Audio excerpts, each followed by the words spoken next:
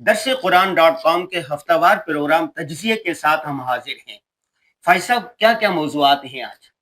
آج ہم انشاءاللہ 3 موضوعات پہ گفتگو کریں گے۔ سب سے پہلا جو موضوع ہے وہ یہ ہے کہ جو پاکستان میں انصاف کی صورتحال ہے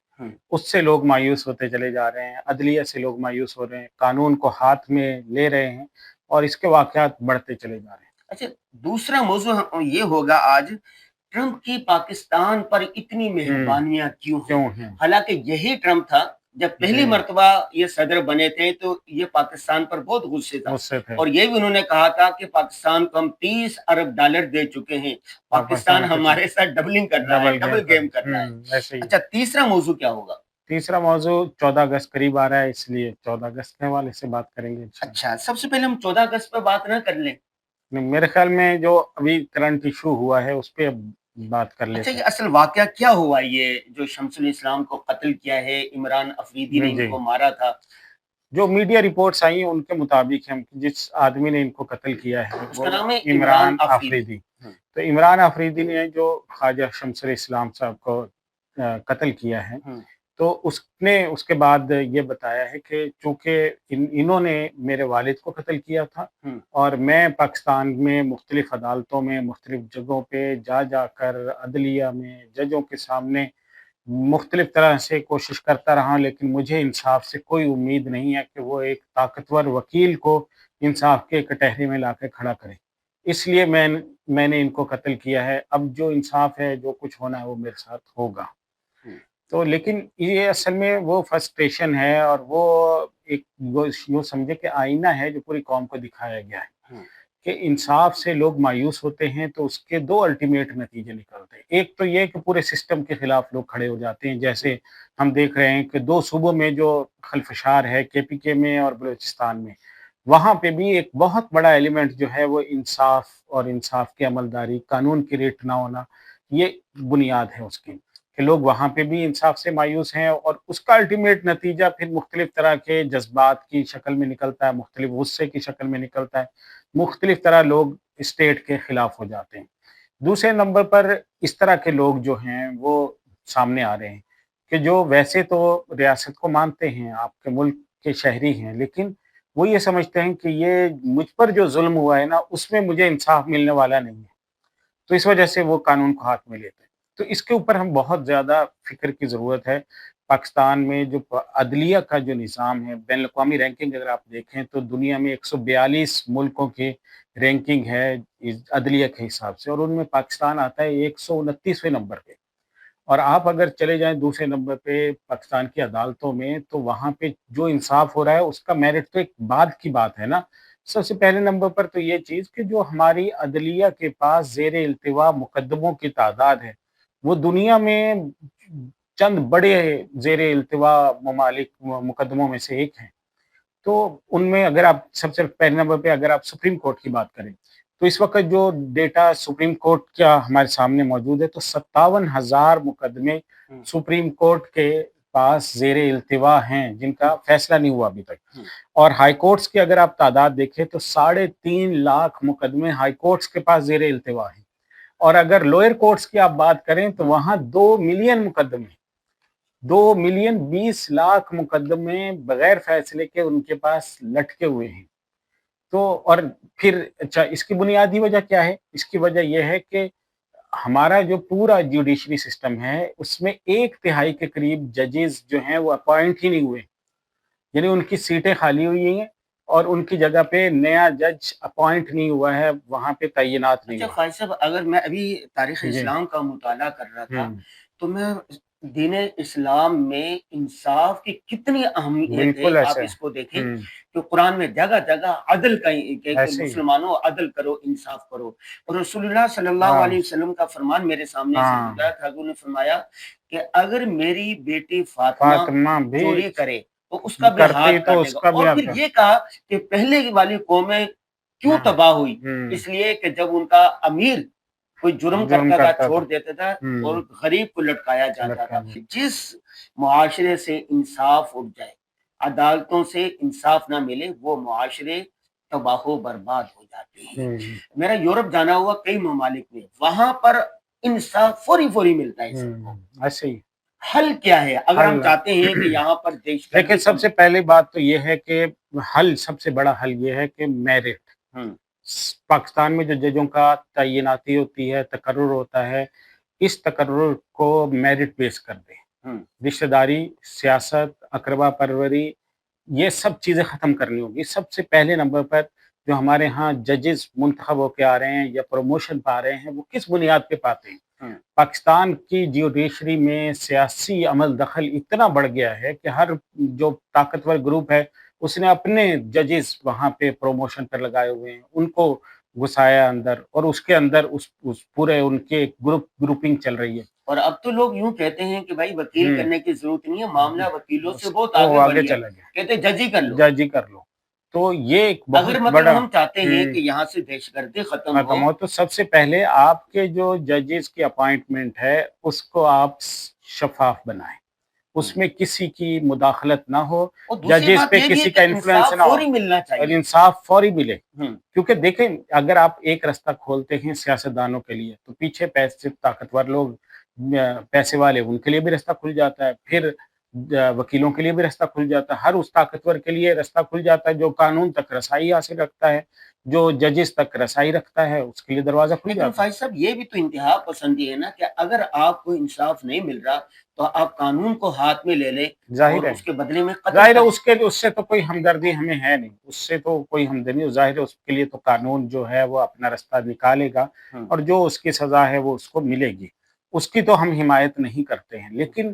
جب واقعات اتنے زیادہ بڑھ جائیں، اور جیسے میں نے ذکر کیا کہ 2 ملین لوئر کورٹس کے اندر مقدمات زیر التوا ہیں، انصاف ہی نہیں مل رہا، اور جو انصاف مل رہا ہے وہ باعث متعصب انصاف مل رہا ہے، پیسے کی بنیاد پہ انصاف مل رہا ہے. تو ظاہر ہے کہ وہاں پہ لوگ مایوس نہیں ہوں گے تو اور کیا ہوں گے. تو اس لیے جوڈیشری یعنی یہ ججز کے لیے بہت ضروری ہے کہ وہ اس پر آواز اٹھائیں، پورا معاشرہ اس کی وجہ سے، کیونکہ انصاف جو ہے نا یہ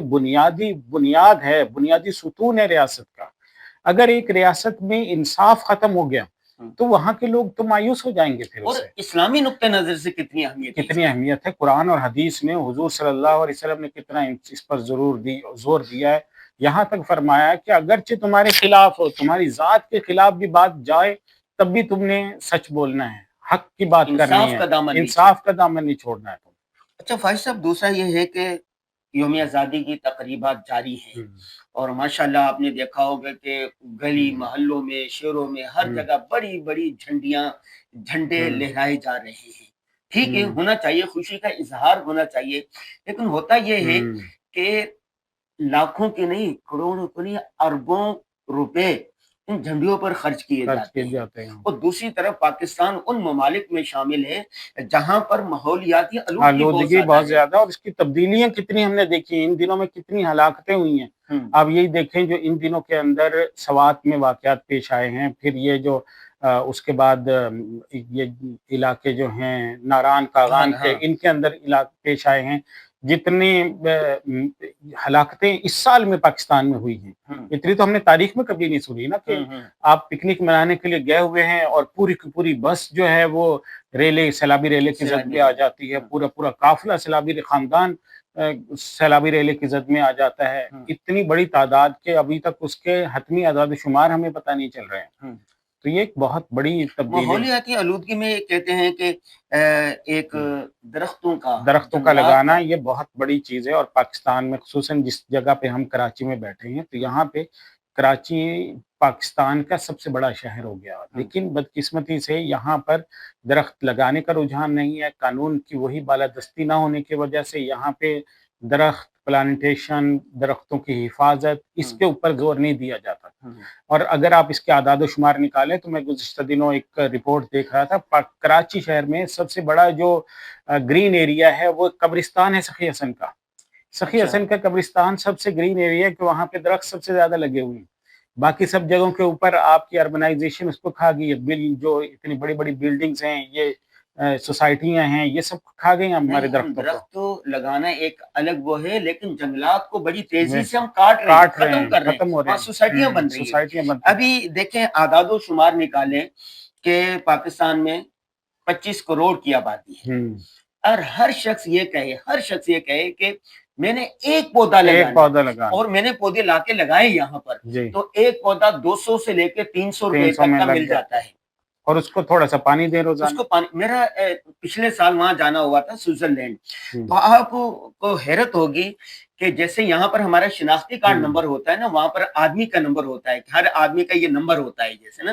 تو وہاں پر جتنے پودے تھے ہر پودے کا نمبر تھا, اس کا نسب پورا لکھا ہوا تھا, یہ پودا کہاں سے لایا کیا نہیں, اور ہر پودے کے ساتھ ایک پانی دینے کے لیے نل لگا ہوا تھا اور اس کی حفاظت کی جا رہی تھی. اور وہاں جو کہا جاتا ہے نا سوئٹزرلینڈ بہت خوبصورت ہے, وہاں پر کیا یہ گرینری ہے, ہریالی ہے, خوبصورتی ہے, ہریالی. وہاں پر درخت کاٹنا جرم ہے, جرم ہے بالکل ایسا. تو اگر 14 اگست پر ہم یہ کر لیں اپنے مرحومین کی طرف سے, اپنے بچوں کی طرف سے, ایک فیملی مطلب 5 افراد پر مشتمل ہے, تو وہ 1000 روپے اپنے مرحوم. اچھا صدقہ, درخت تو صدقہ جاریہ بھی ہے, صدقہ جاریہ بھی ہے. حدیث شریف میں آتا ہے کہ جب کوئی آدمی درخت لگاتا ہے اور اس سے کوئی بھی چرند یا پرند کھاتا ہے یا اس کے سائے میں آ کر بیٹھتا ہے تو وہ بھی اس کے لیے صدقہ ہے. تو اس سے بڑی, اور یہاں دوسری حدیث میں حضور صلی اللہ علیہ وسلم نے یہاں تک فرمایا کہ اگر قیامت قائم ہو جائے اور تمہارے ہاتھ میں ایک پودا ہو تو اگر تم قیامت برپا ہونے سے پہلے اسے زمین میں بو سکتے ہو تو بو دو. یعنی یہ اتنی ثواب کی چیز ہے کہ قیامت قائم ہونے کے بعد بھی آپ پودا پہلے لگائیں, پھر اس کے بعد آپ قیامت کا انتظار. کیا ہی اچھا ہو اس یوم آزادی پر ہم جھنڈے بھی لیں, جہاں پر 4 جھنڈے لے رہے ہیں, 20 جھنڈیاں لے رہے ہیں, اس کی جگہ پر 2 جھنڈے لے رہے ہیں, اور اس کی جگہ پر کم از کم اپنے مرحومین کی طرف سے, اپنے بچوں کی طرف سے, اور کچھ نہیں, صدقہ جاریہ سمجھ کر کم از کم ایک پودا ضرور. تو آپ کتنے پودے لگائیں گے؟ انشاءاللہ ہم بھی اپنے سب بچوں کی طرف سے ایک پودا لگائیں گے. بھائی جو بھی ہمارا یہ پروگرام دیکھ رہا ہے وہ کوشش کرے کہ اپنی طرف سے, اپنے بچوں کی طرف سے, اپنے مرحومین کے لیے کم از کم ایک پودا ضرور لگائے. وہ دنیا میں نہیں ہوگا لیکن درخت ہوگا, اس کو ثواب ملتا رہے گا. تو دوسری بات لگانا نہیں ہے, لگانے کے بعد اس کی حفاظت بھی کرنا. ہمارے ہاں ایک مہم چلتی ہے شجر کاری کی, پودے لگا دیتے ہیں لیکن اگلے دن بکریاں کھا جاتی ہیں, کوئی بچے توڑ جاتے ہیں. لگانے کے ساتھ اس کی حفاظت کریں. اچھا تیسرا ہمارا موضوع یہ ہے کہ ٹرمپ کی پاکستان پر اتنی مہربانیاں کیوں ہیں, اور خصوصاً جو اس وقت آج جو اس نے فیصلہ کیا ہے کہ انڈیا پہ 50% اس نے ٹیرف لگا دیا. پہلے 25% تھا, اب 50% ہو گیا. پاکستان پہ ہو گیا 19%. تو ایک بہت بڑا مطلب ہیل آف ڈیفرنس کہتے ہیں. اچھا ہم اب تھوڑی تاریخ دیکھیں نا, ہم امریکہ, اسرائیل اور بھارت, اس کو ایک تو کون سمجھتے ہیں کہ یہ 3 ایک ٹرائکا ہے, یہ جو دوست ہے یہود و ہنود, اور یہ ہم لوگ ایک مشہور ہے وہ. تو یہ کیسے یہ ٹرائکا ٹوٹا؟ یا دیکھیں یہ اصل بنیادی بات وہی ہے کہ مفادات. دوسرے نمبر پر یہ بات ہے کہ اس وقت میں جو پاکستان انڈیا کی جنگ کے بعد میں جو انڈیا کا بیہیویئر ہے, خصوصاً مودی کو چونکہ آگے ووٹ چاہیے, تو اس لیے انہوں نے اپنی انا کا اظہار کیا, اور انہوں نے سب سے پہلے اس بات کو ماننے سے انکار کر دیا کہ امریکہ اس جنگ میں آیا ہے. حالانکہ حقیقت یہی ہے کہ ان کی اپیل پر امریکہ آیا, امریکہ درمیان میں آیا, اور پھر اس نے صلح کرائی, جنگ بندی کروائی, پھر اعلان بھی ڈونلڈ ٹرمپ نے سب سے پہلے کیا. تو ظاہر ہے کہ یہ اتنی بڑی حقیقت تھی, اس کو جھٹلا کوئی نہیں سکتا. اور مسلسل مودی ہر تقریر میں یہ کہہ رہا ہے, ہر جگہ پہ یہ کہہ رہا ہے. تو ایک یعنی یہاں سے شاید یہ بات شروع ہوتی ہے, تو وہیں سے پھر آگے انہوں نے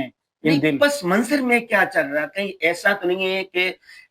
امریکہ, روس اور چائنا کی ان کی ایک سخت جنگ چل رہی ہے اور انڈیا جو ہے یہ تیل خرید رہا ہے روس سے؟ میرے خیال میں اس وقت میں تو بڑی واضح ہو کر یہ آ گیا نا کہ اس وقت تو پس منظر ڈونلڈ ٹرمپ نے تو کوئی پس منظر پالیسیاں اتنی رکھی ہی نہیں ہیں. انہوں نے بڑے واضح طور پر یہ بتا دیا ہے کہ امریکہ کے لیے جو مفید ہے ہم اس کے ساتھ ہیں, امریکہ کے لیے جو غیر مفید ہے ہم اس کے دشمن ہیں.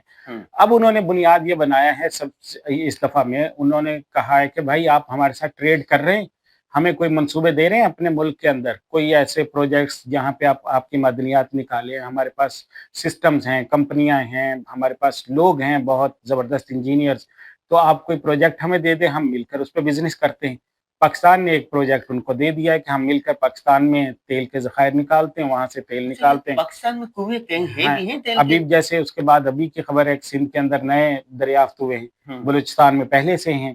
بس مسئلہ یہی ہے کہ پاکستان میں جو اب تک دریافت ہوئے ہیں وہاں پہ جو اس کی نکالنے کی کاسٹ ہے وہ سمجھی جاتی ہے کہ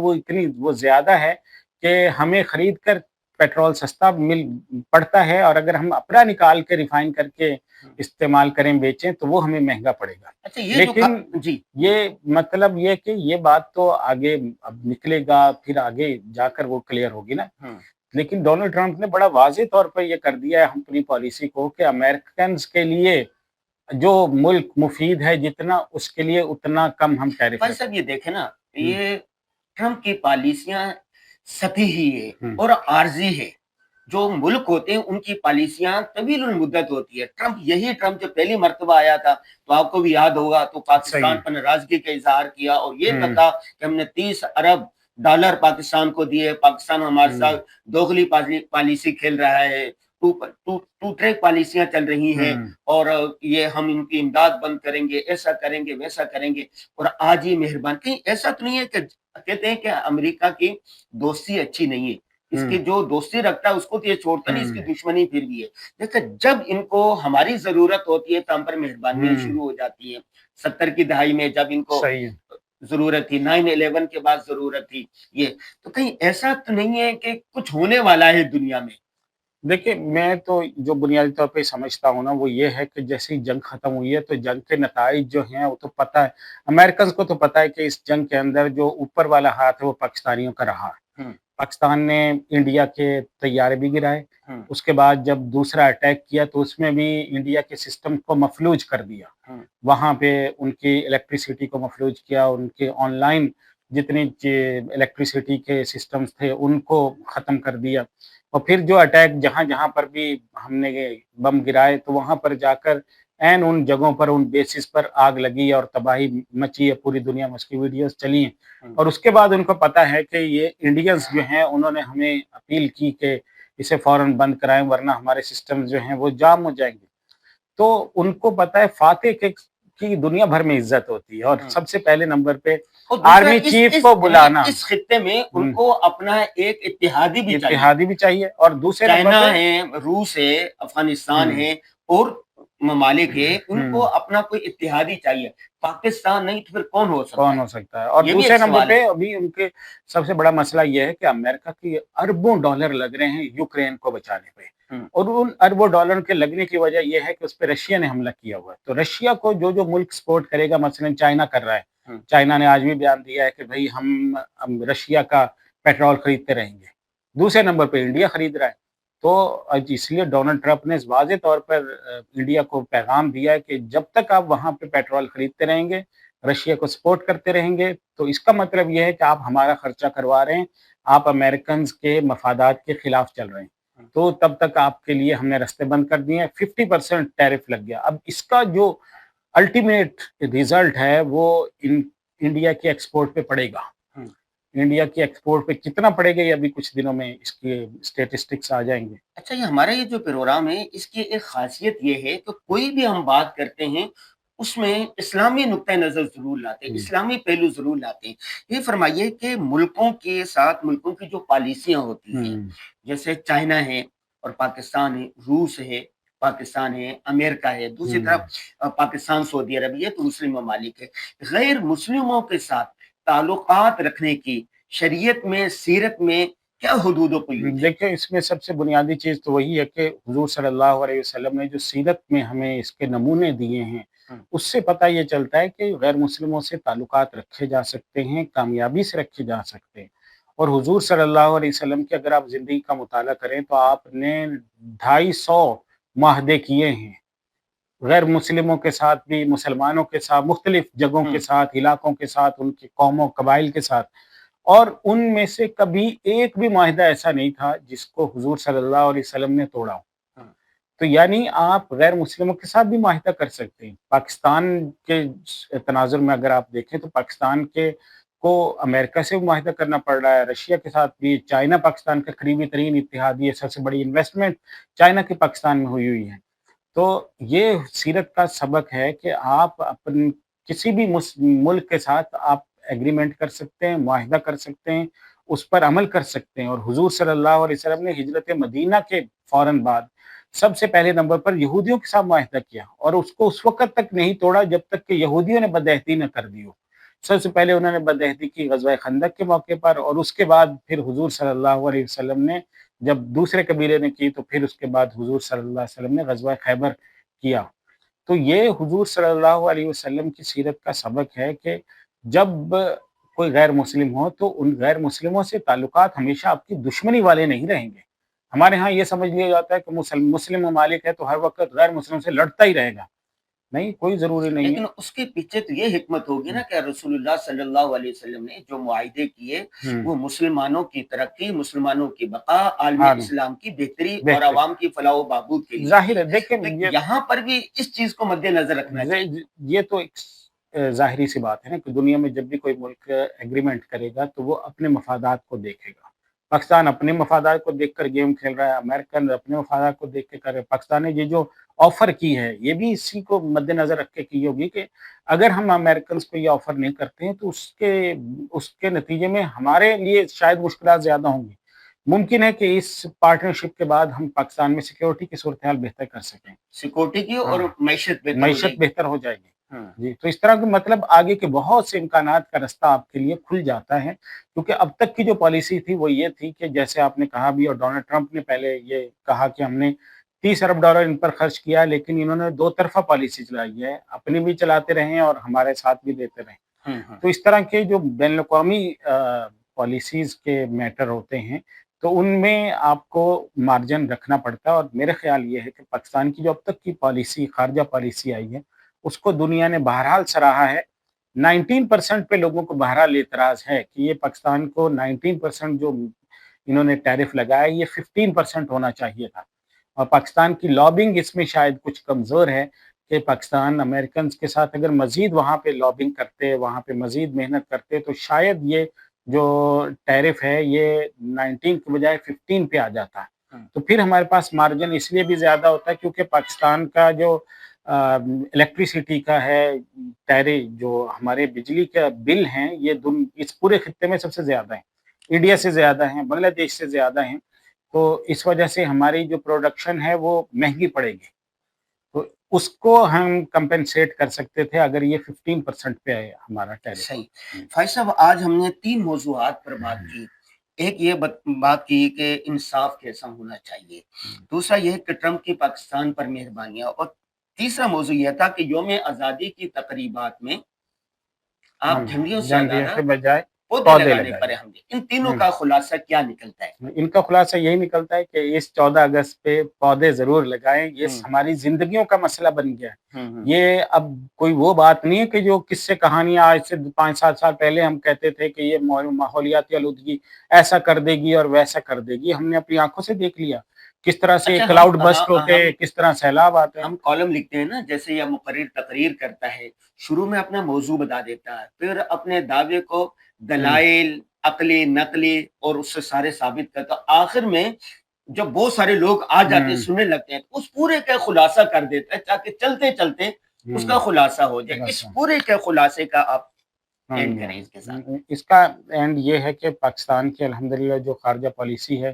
وہ خطے میں بہت اچھی جا رہی ہے۔ اپنی حکومت پہ لوگوں کو اعتماد کرنا چاہیے، اپنی ریاست پہ اعتماد کرنا چاہیے۔ دوسرے نمبر پہ پاکستان میں جو انصاف کی صورتحال ہے یہ بہرحال الارمنگ ہے، ہمارے لوگوں کو اس پر بھی آواز اٹھانی چاہیے، اس حوالے سے بھی ہمیں فکر رکھنی چاہیے۔ جو بیوروکریسی کا ہمارا سسٹم ہے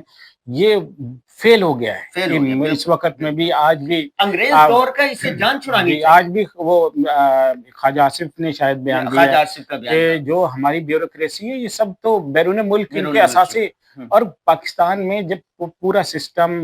آپ کا انٹرنیٹ پر اویلیبل ہے، آپ ایک کلک سے پتہ کر سکتے ہیں کتنے بیوروکریٹس ہیں، ان میں سے کس کے کتنے اثاثے آمدنی سے زیادہ ہیں۔